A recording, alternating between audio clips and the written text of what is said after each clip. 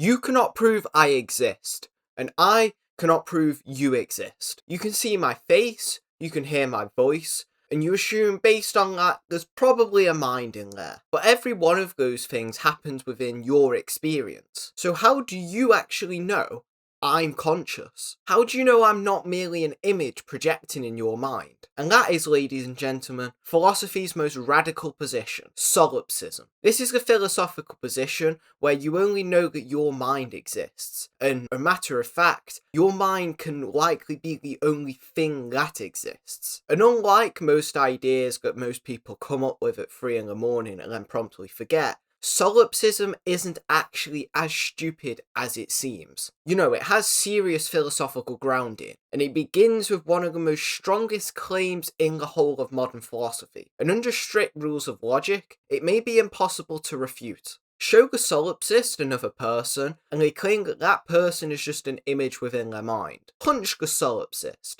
and they'll claim that pain from the punch is still an appearance in their mind. You could show them the whole universe, but it wouldn't make any difference. It's still an appearance to them.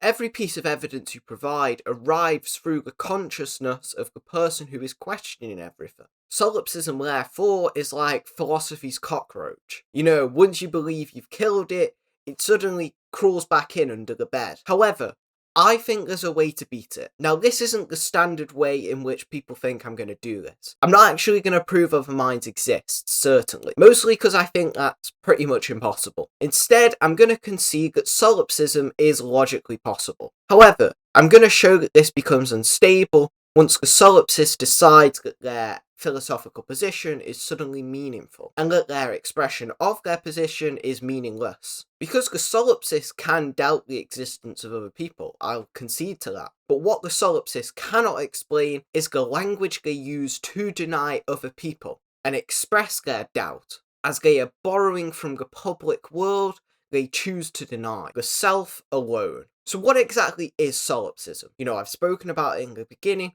but let's get to the nitty-gritty of this. The word comes from the Latin words alone and self. So solipsism is essentially the self alone. But there are two different claims hiding beneath the term. The first is epistemological solipsism. This is the view that I can only know my mind exists for certain, and I can't know the same for other minds. So the external world and other minds may exist, but I simply don't know that they do. The second is metaphysical solipsism, and this is much stronger than epistemological solipsism. It states that my mind is not the only thing that I know exists. It actually asserts something much stronger, that my mind is the only thing that exists, and everything else is an experience, construction, or appearance within that mind. For this reason, lots of people online treat solipsism as though it's nothing more than what a teenager thinks of once he's watched The Matrix for the first time. However, it's not merely an edgy internet position, and it actually comes from the foundation of modern philosophy. Descartes opens the trapdoor. In Descartes' meditations on first philosophy, Descartes wanted to find a belief which could not possibly be doubted. So, what better way to find this? By doubting everything. Firstly, Descartes thinks, well, my senses deceive me. You know, when I look at an object far away, it's small, but when I get close, it's larger. And surely the object isn't changing sizes. When I put a stick in water, it suddenly bends.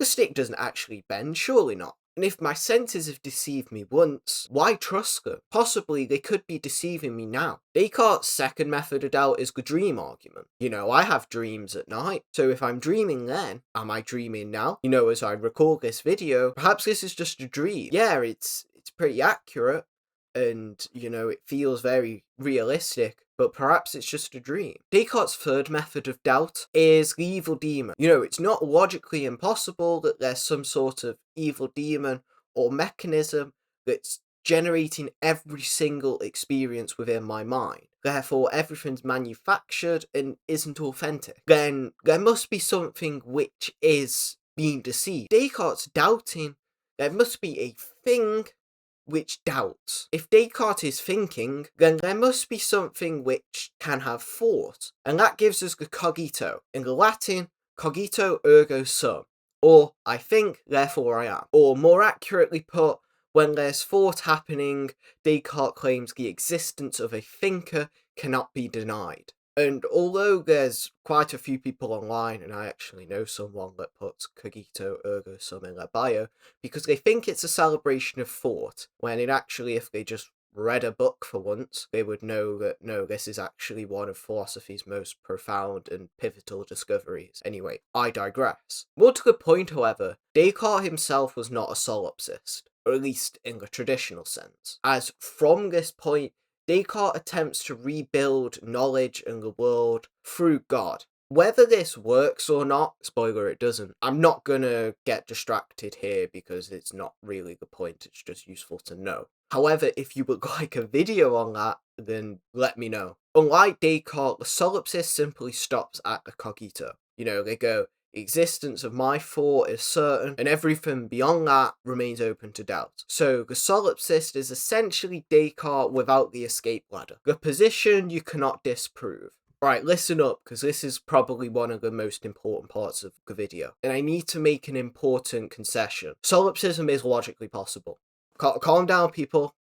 I'm gonna rectify it. Strictly speaking, calling a position logically sound is pretty confused because soundness is a property of arguments. But solipsism, to its credit, does seem internally coherent. This is because there's no contradiction in claiming the opposite of solipsism. Even though you might suggest that physically it's impossible, logically speaking, there is no contradiction in saying my experiences are not caused by anything external. There is also no empirical evidence which could completely refute this. Imagine I'm dreaming and somebody comes up to me in a dream and goes, "You're not dreaming, this is real." Does their testimony suddenly refute the fact that I'm dreaming? Obviously not. They could simply just be another part of the dream, albeit a part of the dream which seems to have its own consciousness. But again, the key word is seems, not certainly has. So for this reason, the same problem of the dream person applies to solipsism. Any evidence for the external world could simply be absorbed into the solipsist, and they could say, well, yeah, you're saying this world is real and that you have a mind, but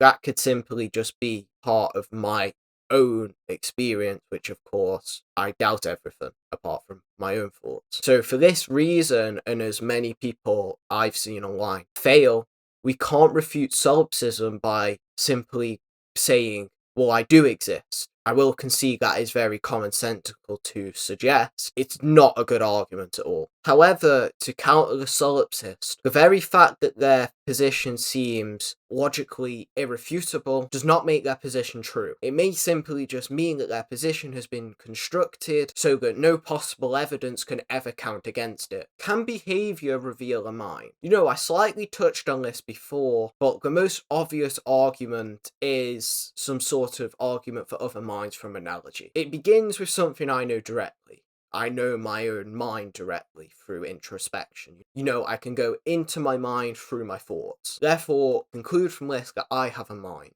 I also have a systematic connection between my mental states and my behaviour. So when I think I want to move my hand up, I move my hand up and down and up and down and up and down, etc. I'm controlling my physical gestures with my mind. If I were to step on a piece of Lego, for example, I would scream and wince in pain, and I would grab my foot and be like, ow, that really hurt. So when I observe another person stepping on a piece of Lego, and they act the same way that I do, and then come to the conclusion via their behaviour they must have mental states, and therefore have a mind. However, notice the form of argument here. This is an inductive argument with an inductive conclusion. Hence, inductive arguments do not produce any necessary truths. They essentially just tell us what's likely. So I might conclude, yeah, other minds probably exist, but not that they necessarily exist, because it's not a deduction. And under normal circumstances, this seems pretty reasonable. If I gave this argument to my mum, for example, she'd be like, yeah, that works. But we're going to push a bit deeper, because I don't think it's enough. The problem of one example. Unfortunately, this argument has a serious weakness. I only have direct access to one mind, and that is my mind. I have observed many connections between my thoughts, sensations, and behaviour, but every one of these things belongs to the same subject, me. So I'm generalizing from the only case that I know. It would be like testing pharmaceutical drugs on one person and then concluding that because that guy had a cold and now he's taken the pill and he doesn't have the cold anymore, that's going to work on every single person. You know, if that was how we did drug testing, then I don't think many people would trust empirical science and scientific method. And to make it worse, at least there's actually two minds in that example. I've only got one here. So we've gone from 2 cases to 1, and suddenly people think that's enough evidence, which obviously it's not. You know, perhaps the person stepping on the Lego is actually experiencing pain, or perhaps they're a philosophical zombie, or perhaps they're an incredibly advanced machine, or perhaps they're a figure merely in my own experience. But what I'm getting at here is behaviour alone does not logically entail that there is necessarily consciousness there.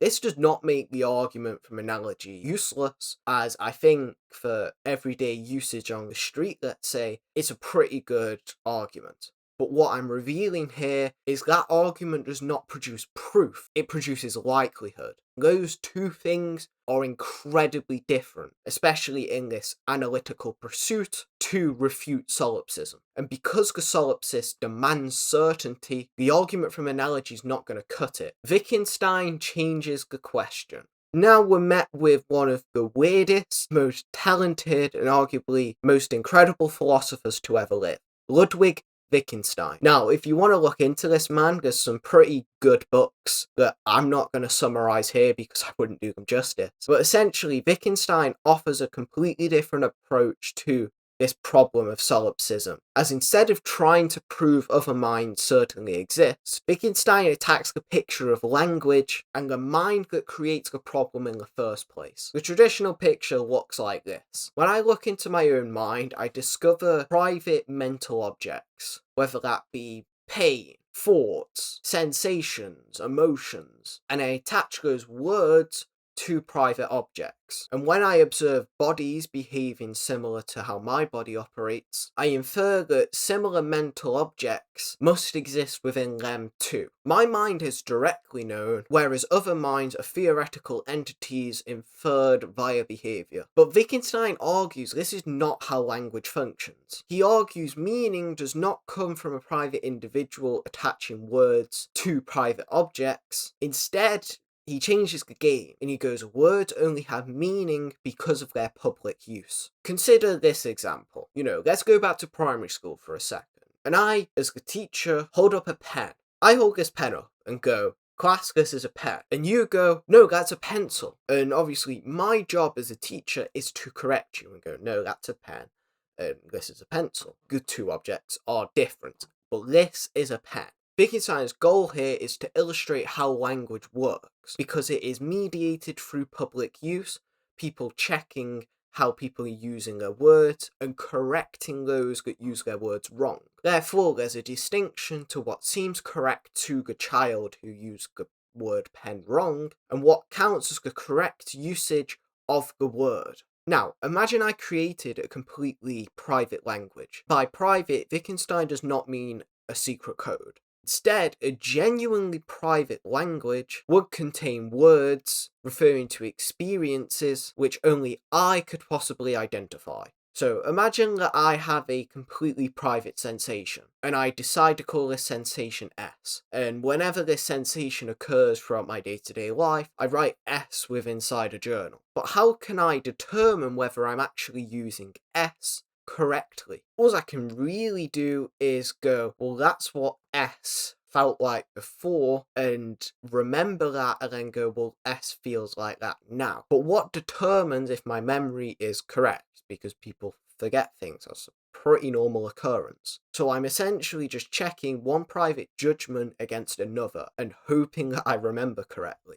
It's essentially marking my own exam using an answer sheet I wrote whilst marking it. So if sensation S feels like sensation S, I then write S. And because there's no criteria to separate whatever feels right to me in that current moment, there's no possibility of genuine correction, unlike with a public language. But if whatever seems correct automatically counts as correct, then the distinction between correct and incorrect disappears. And without following that distinction, I no longer have a linguistic rule. And essentially, I'm just producing a mark S whenever I feel like it. And that is the central problem with a private language. Language requires standards of use which are not identical to whatever seems correct in the moment. Hence, our words are corrected, learned, and stabilized through practices which extend beyond a single private act of association. Pain was never entirely private. Now we can return back to the subject of the video, solipsism. The problem of other minds begins with the assumption that I first understand mental concepts entirely through my own personal private experience. I supposedly discover pain by inspecting an inner object called pain. I then observe another person screaming and attempt to infer that they must have a mind like mine. But Wittgenstein, in his genius, rejects this starting point. He says that you don't know the meaning of pain by staring at an indescribable private object, but you learn the word through its place in public human life. Injuries, crying, comforting someone, being asked where it hurt, pretending to be hurt, discovering that someone was pretending, taking medication, recovery. The word pain gets its meaning from these interconnected usages of it. This does not mean pain is identical to behaviour, because qualia is not the same as behaviour. For example, someone can experience pain without actually shouting out in pain or showing any disposition or behaviour. Someone can also express behaviours of pain without actually being it by pretending to be in pain. Wittgenstein here is not claiming that mental states are nothing more than outward behaviour. His point is deeper than this. He claims behaviours and circumstances form part of the criteria through which psychological concepts operate. When I see somebody step on the Lego, like from the example before, and they clutch their foot and they're in pain and they're shouting, no normal person observes meaningless behaviour and then perform an inductive calculation to go, well, they have another mind. No normal person operates that way. They simply go, that person is in pain, and if they're nice, they'll probably go, oh, I'll go help them. If they're not, they'll go and laugh at them. But the point stands, they're recognising a person in pain.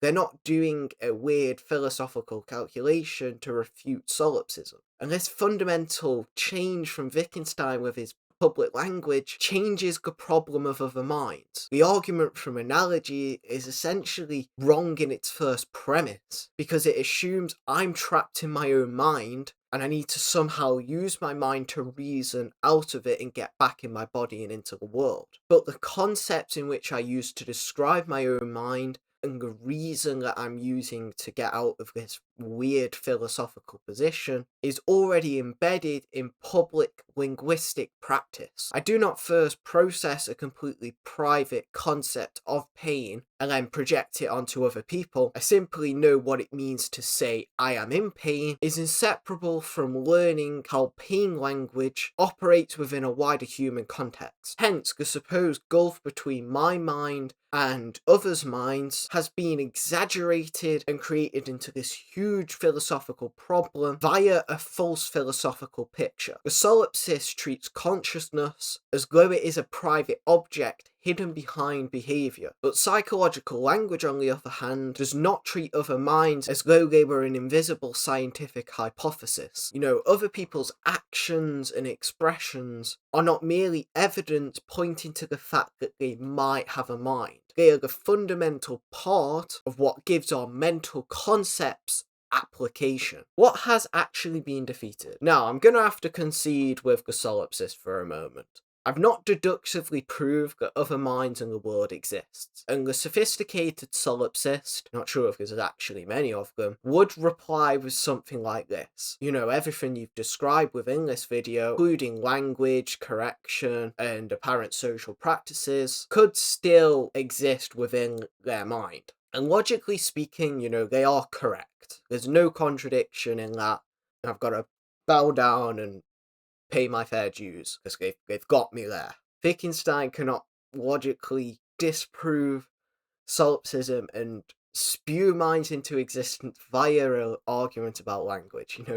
He's pretty good, but he's not that good. But notice what's happened. Solipsism's retreated. It began at the start of the video as an argument that was supposedly very serious, had a very serious conclusion, derived from the privilege of certainty from our private experience. But once the private model of meaning is removed, as I have done via my interpretation of Wittgenstein, the argument leading to solipsism disappears. There's no reason to be a solipsist when Wittgenstein's argument works. You know, the solipsist can still be adamant and go, my mind is the only one that exists. And logically speaking, there's no reason why they can't. But they no longer possess a positive reason to believe this. Their claim explains nothing, it predicts nothing, it can't be confirmed or unconfirmed, verified or unverified, and it makes absolutely no difference to any possible experience. It survives only as a logical possibility. And what a lot of people forget is essentially anything can survive as a bare logical possibility once every method of testing has been removed. You know, a very common example of something that's logically possible is pigs flying, because there's no contradiction.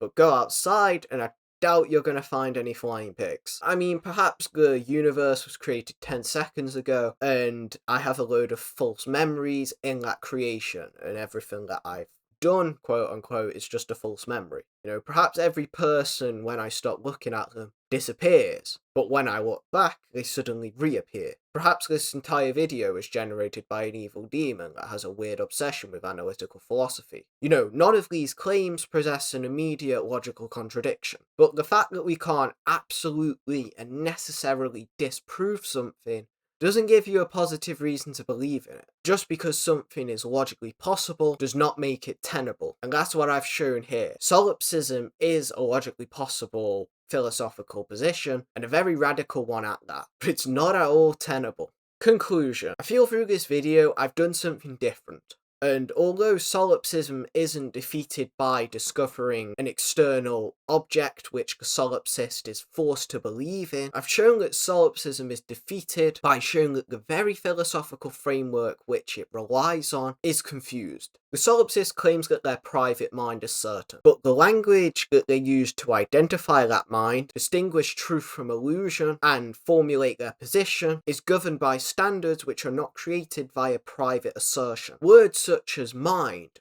other, exists, illusion, truth, falsity, correct, mistake, etc., etc., gain their meaning through patterns of use. And if there are no other minds, then their language doesn't mean anything, because there's no way to distinguish whether they are using their words correctly or incorrectly. And once that line's blurred, there cannot be any truth or falsity, and their language is meaningless. It has no truth at value. So, have I proved other minds exist? Certainly. No, I haven't. I'm not going to lie to you. I've not done that. And anyone claiming that they can do that is lying to you. I don't think that can be done. What can be done, however, is show that the Cartesian view of the mind and the self from a completely inner, private world from which everything must be built upon is just philosophically mistaken. It would be like signing up for a 100-meter dash and starting at the mile point. You're at the wrong start line, and you're not going to do what you want to do from that. So, my closing statement will be this. Solipsism remains logically possible, but it is linguistically parasitic, philosophically unmotivated, and practically an empty statement. It can survive as a sentence, it can survive as an assertion, but it cannot survive as a meaningful explanation of reality. So, when you're arguing with an internet solipsist again trying to be a smart ass, you don't beat them by proving the world exists. You beat them by showing that solipsism needs the world in order to deny it. I'm yaccqub. This is my video on solipsism. Thanks for watching.